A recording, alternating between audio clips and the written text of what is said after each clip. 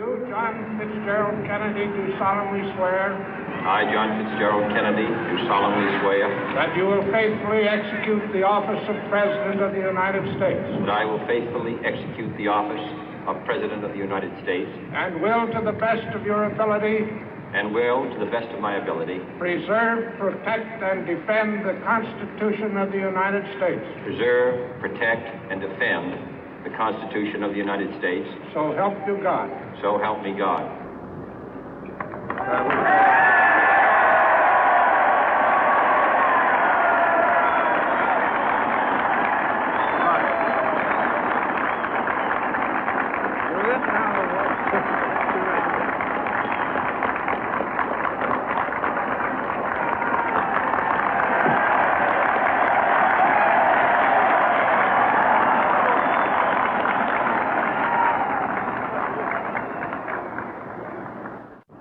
Vice President Johnson, Mr. Speaker, Mr. Chief Justice, President Eisenhower, Vice President Nixon, President Truman, Reverend clergy, fellow citizens.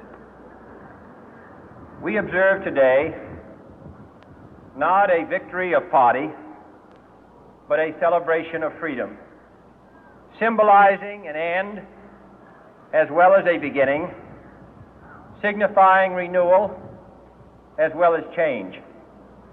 For I have sworn before you and Almighty God the same solemn oath our forebears prescribed nearly a century and 3/4 ago. The world is very different now, for man holds in his mortal hands the power to abolish all forms of human poverty and all forms of human life. And yet the same revolutionary beliefs for which our forebears fought are still at issue around the globe. The belief that the rights of man come not from the generosity of the state, but from the hand of God. We dare not forget today that we are the heirs of that first revolution.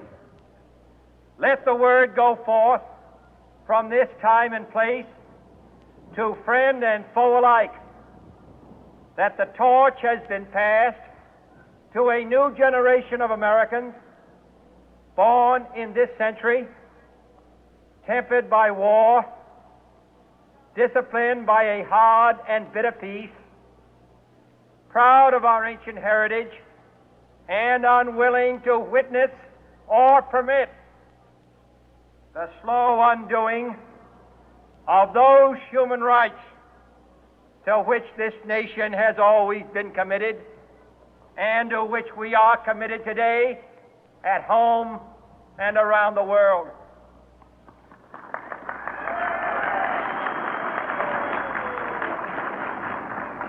Let every nation know, whether it wishes us well or ill, that we shall pay any price, bear any burden, meet any hardship, support any friend, oppose any foe to assure the survival and the success of liberty.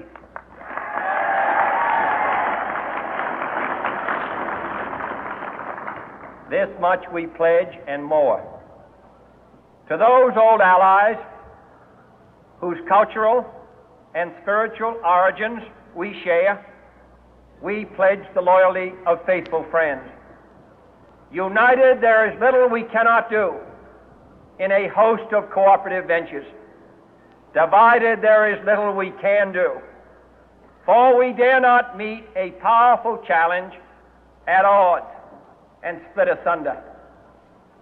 To those new states whom we welcome to the ranks of the free, we pledge our word that one form of colonial control shall not have passed away merely to be replaced by a far more iron tyranny.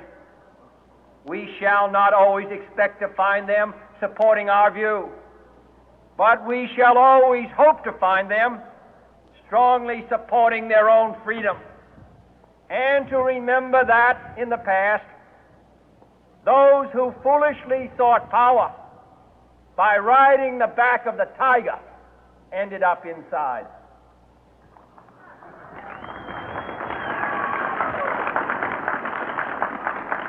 To those people in the huts and villages of half the globe struggling to break the bonds of mass misery, we pledge our best efforts to help them help themselves for whatever period is required, not because the communists may be doing it, not because we seek their votes, but because it is right.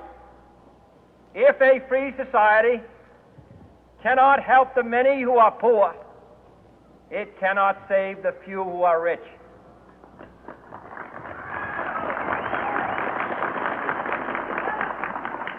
To our sister republics south of our border, we offer a special pledge to convert our good words into good deeds, in a new alliance for progress, to assist free men and free governments in casting off the chains of poverty. But this peaceful revolution of hope cannot become the prey of hostile powers. Let all our neighbors know that we shall join with them to oppose aggression or subversion anywhere in the Americas. And let every other power know that this hemisphere intends to remain the master of its own house.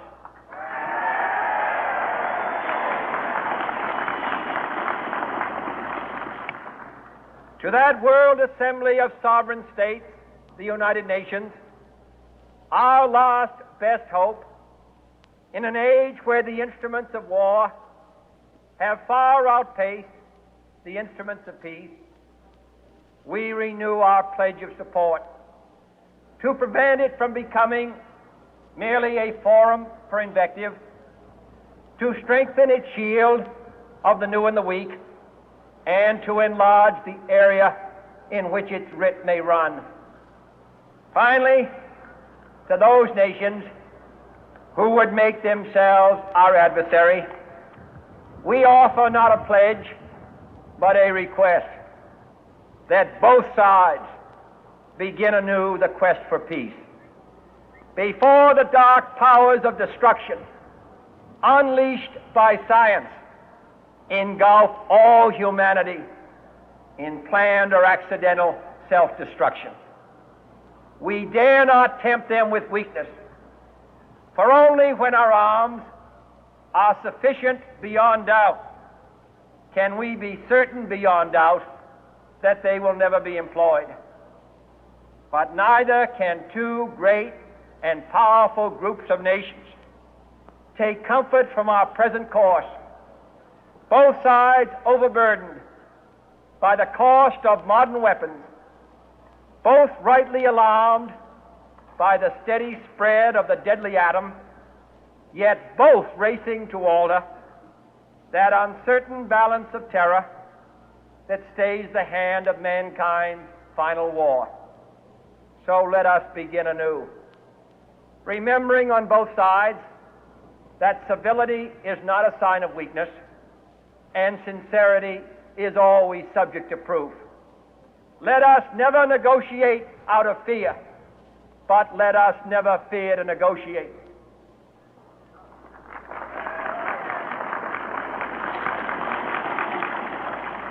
Let both sides explore what problems unite us, instead of belaboring those problems which divide us. Let both sides, for the first time, formulate serious and precise proposals for the inspection and control of arms, and bring the absolute power to destroy other nations under the absolute control of all nations.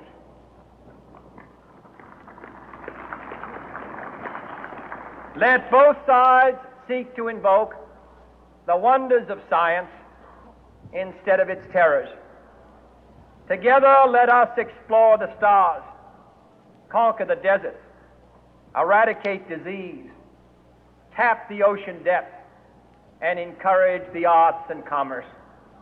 Let both sides unite to heed in all corners of the earth the command of Isaiah to undo the heavy burden and let the oppressed go free.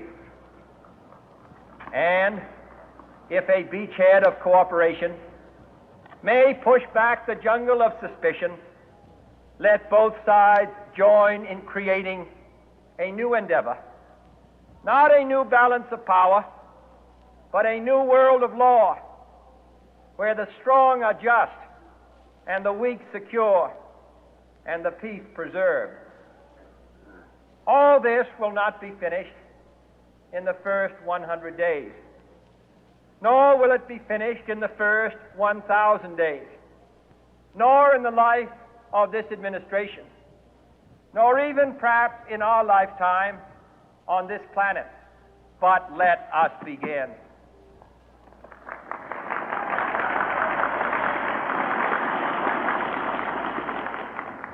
In your hands, my fellow citizens, more than mine, will rest the final success or failure of our course. Since this country was founded, each generation of Americans has been summoned to give testimony to its national loyalty. The graves of young Americans who answered the call to service surround the globe. Now the trumpet summons us again, not as a call to bear arms, though arms we need, not as a call to battle, though in battle we are, but a call to bear the burden of a long twilight struggle, year in and year out, rejoicing in hope, patient in tribulation, a struggle against the common enemies of man, tyranny, poverty, disease, and war itself. Can we forge against these enemies a grand and global alliance, north and south, east and west, that can assure a more fruitful life for all mankind? Will you join in that historic effort?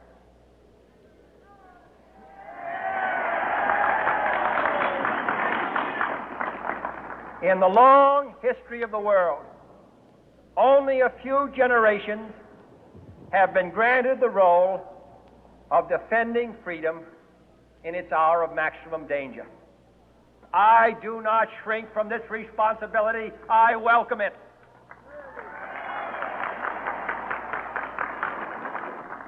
I do not believe that any of us would exchange places with any other people or any other generation. The energy, the faith, the devotion which we bring to this endeavor will light our country and all who serve it. And the glow from that fire can truly light the world. And so, my fellow Americans, ask not what your country can do for you, ask what you can do for your country.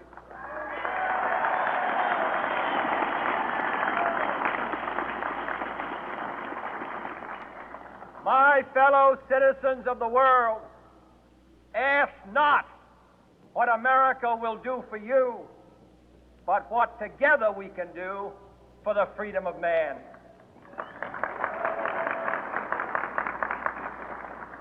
Finally, whether you are citizens of America or citizens of the world, ask of us here the same high standards of strength and sacrifice which we ask of you. With a good conscience, our only sure reward, with history the final judge of our deeds, let us go forth to lead the land we love, asking His blessing and His help, but knowing that here on earth God's work must truly be our own.